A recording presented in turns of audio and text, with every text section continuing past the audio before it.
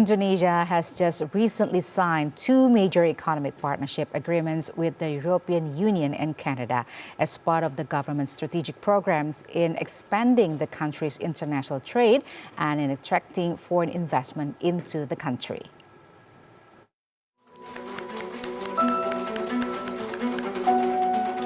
Following the political agreement reached on July 13 by European Commission President Ursula von der Leyen and President Prabowo Subianto, Indonesia and the European Union officially signed the substantive conclusion of the Indonesia-European Union Comprehensive Economic Partnership Agreement, or IUCEPA, negotiations in Bali on September 22, 2025.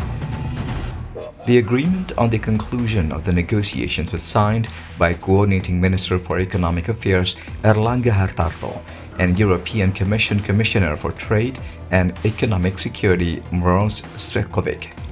Speaking to the press after the signing ceremony, Minister Erlangga hoped exports from Indonesia to the European Union would increase 2.5-fold in the 5 years after the implementation of the IUCEPA agreement. The signing of the final agreement is scheduled to be held in late 2025 or early next year before the partnership agreements are submitted for ratification process. The European Union is Indonesia's fifth largest trading partner, with total trade reaching $30.1 billion in 2024. The trade balance between the two countries also recorded a surplus in favor of Indonesia, increasing from $2.5 billion in 2023 to $4.5 billion in 2024. Through this collaboration, 90% of products will enjoy 0% tariffs in the EU market, including leading commodities such as palm oil, textiles, footwear, fishery products, and renewable energy raw materials. The agreement also opens access for EU investors to invest in Indonesia, potentially creating new jobs. Initiating in 2016, this agreement was only reached 9 years later after at least 17 rounds of meetings. Meanwhile, an economic partnership agreement with Canada was signed by Trade Minister Budi Santoso and Canadian Minister of International Trade Maninder Sidhu in Ottawa on September 14, 2025, during President Prabowo's state visit to the North American country. Both countries are expected to ratify the agreement no later than mid-2026 before officially coming into effect. Through the Indonesia-Canada CEPA, more than 90%, or approximately 6,573 Indonesian tariff lines, will receive preferential treatment in the Canadian market. Indonesia's main exports to Canada include natural rubber, footwear, cocoa, vegetable oils and fats, and textiles. Key imports from Canada are wheat, fertilizers, soybeans, chemical pulp, and gold. The bilateral trade between Indonesia and Canada reached $2.72 billion during January to July period, up nearly 30% from $2.09 billion in the same period last year. Despite the growth, Indonesia still ran a trade deficit of $1.01 billion. Meanwhile, Trade Minister Budi Santoso explained that the completion of the EU CEPA and the signing of the ICA CEPA marked a turning point in Indonesia's journey to strengthen its global trade position, particularly given the current geopolitical and trade climate. According to him, Indonesia currently has approximately 20 implemented trade agreements, 10 more are in the ratification stage, and 16 are currently under negotiation. However, Indonesian industry faces numerous challenges to capitalize on these trade agreements, especially regarding environmental and sustainability issues. The European Union has strict regulations regarding deforestation, carbon emissions, labor rights, and compliance with technical standards, certification, and traceability.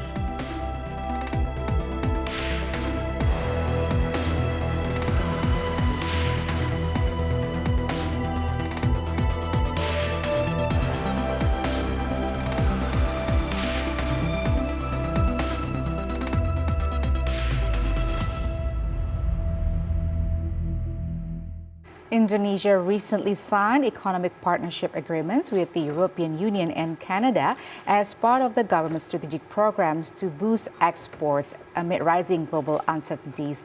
Our guest today, Professor Aryawan Gunadi, international trade expert at Tarumanegara University. He will talk about the impact of these economic partnership deals on Indonesia's exports.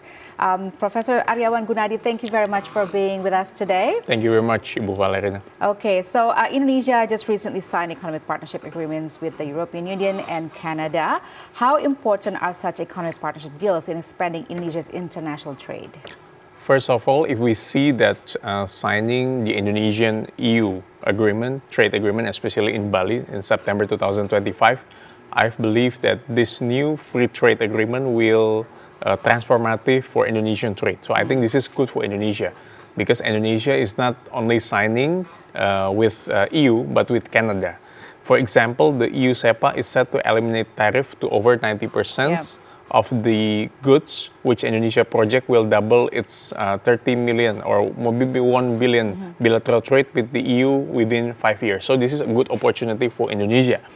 And in practical, the Indonesian exporters like farmers, manufacturers, we have oil, we have also coffee, and also we have commodities. I think this is good to expand it, to support the Indonesian market to EU and Canada.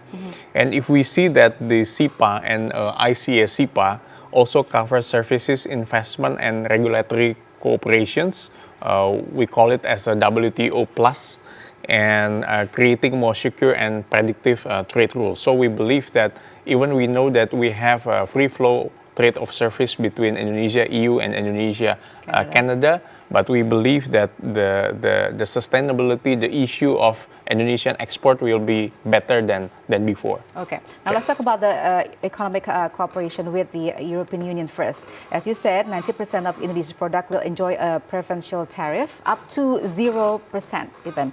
So which Indonesian products can benefit the most from this partnership?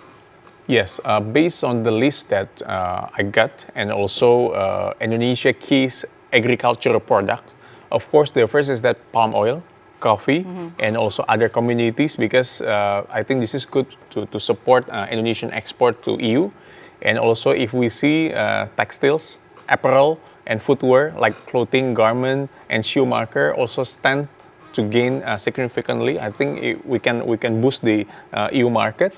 And then we have furniture, handicraft, also household goods, also important for Indonesian market to EU or to Canada. And then the other else is that fisheries and grocery goods. This is also important, and we believe that this will be more competitive and benefit for Indonesia, especially if we get zero tax. And also don't forget that EU market and Canada market also enter to Indonesia. That we have to support our SMEs or small medium enterprise to compete with them, for sure. Of course, despite this partnership deal, the EU strict regulations, for example, on deforestation, carbon emissions, labor rights, and compliance with equality standards could pose barriers to entering the EU market. So how should the government help industries face such restrictions? Okay, first of all, we talk on the deforestation issue. Yes, we have another issue with EU deforestation law. And this deforestation law last time proved that commodities like palm oil, like coffee, cocoa, is not linked any deforestation issues since 2020. So I think Indonesian government has been successfully dialogue with the Brussels to prepare our producer for this requirement. So we believe that our product, oil, cocoa that's sent to EU will free of this. Free of the issue of deforestation, because the issue of the EU deforestation law that we have to fulfill the requirement that all the regulation has been submitted to them before. And then the SIPA negotiation recognized this burden and also note the agreement in my notes that we need to capitalize on this by offering training, subsidies, or low-cost loans to upgrade farm management. Secondly, on the issue of the labor, yes, we have to fulfill the ILO, Indonesia Labor Organization's regulations, that I would advise the government to ensure strict regulation on this, because the violation or the issue of the ILO, it's quite important to support and to enter the market of the EU and SEPA and Canada, I mean.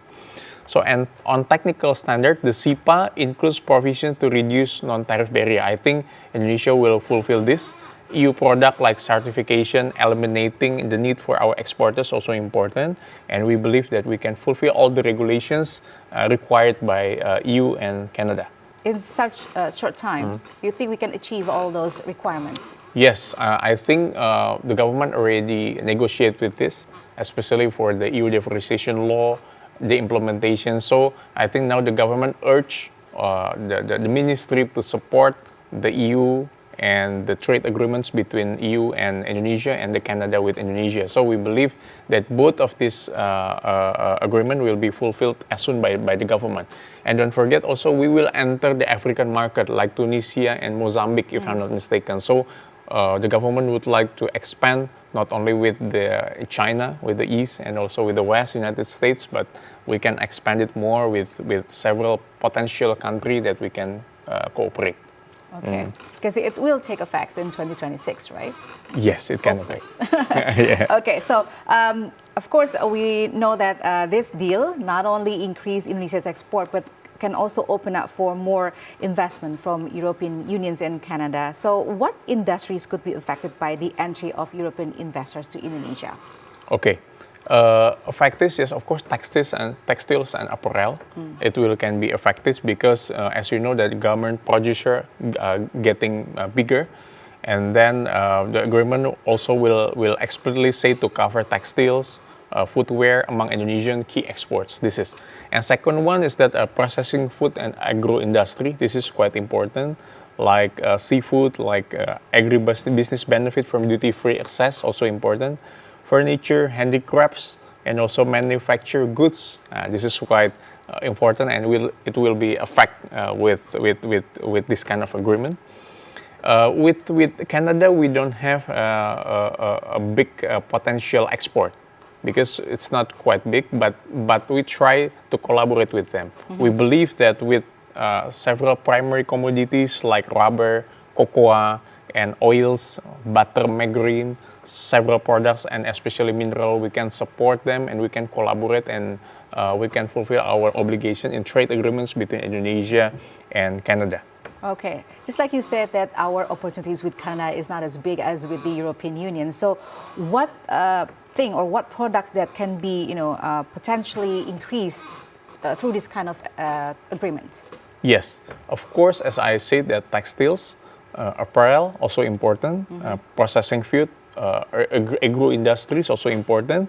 Indonesia process natural fiber, processing food, and also bird nests also important for them to support the collaborations of the trade agreement between Indonesia and Canada.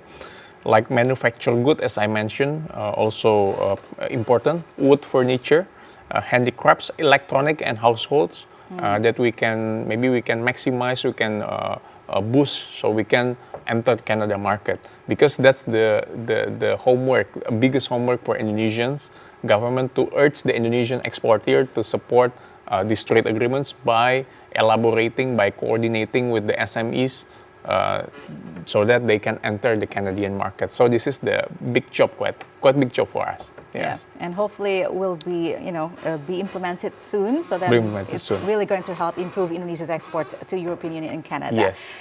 Professor Aryawan Gunadi, thank you very much for your insights today. Thank you very much, Ibu Valerie. All right, moving on to...